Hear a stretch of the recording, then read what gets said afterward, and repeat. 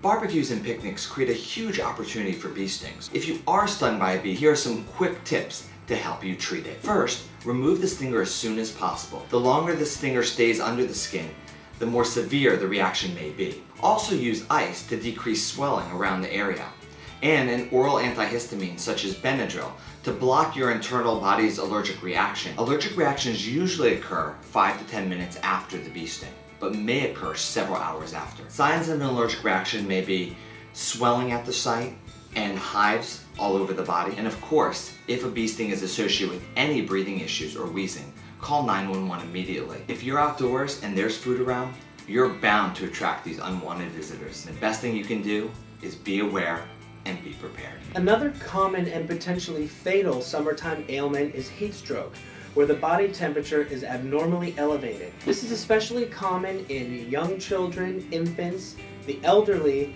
and anyone physically exerting themselves in the heat and sun. The best ways of preventing heat stroke are to avoid dehydration and to limit physical activity when it's hot and humid out. The symptoms of heat stroke are excessively elevated body temperature, flushed, dry skin with the absence of sweating, nausea, vomiting, muscle cramps, and dizziness or disorientation.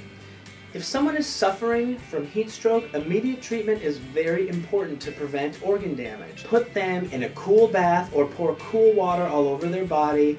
Put ice packs under their armpits if you have them until you can get their body temperature to around or below 101 to 102 degrees Fahrenheit. It's important to educate your children on these summer safety tips so your children can have a fun and safe summer and so you can have a peace of mind. Food poisoning is a common ailment associated with summer get-togethers. Now, generally, food poisoning will pass within a couple days, but you want to make sure that you're checking with your physician for your individual situation. Now, a couple tips for treating food poisoning. Number one, stay hydrated with liquids, but avoid dairy products, caffeine, and alcohol. You can give your kids those electrolyte substances that you can find in the drugstores.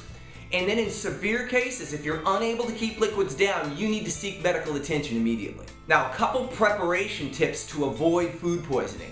Number one, make sure that you're washing your hands thoroughly through all the transitions of touching the raw meat and then touching all the prepared food. Number two, make sure that you do not put the cooked meat or the prepared foods back into containers or on plates where you had the raw meats. And number three, make sure that you refrigerate all dairy products, all meat products, all mayonnaise-based products soon after using them. Make sure that you're not keeping these products out in the sun too long. Now, by taking all these precautions, all this will help to keep your family safe during all of those great summer get-togethers.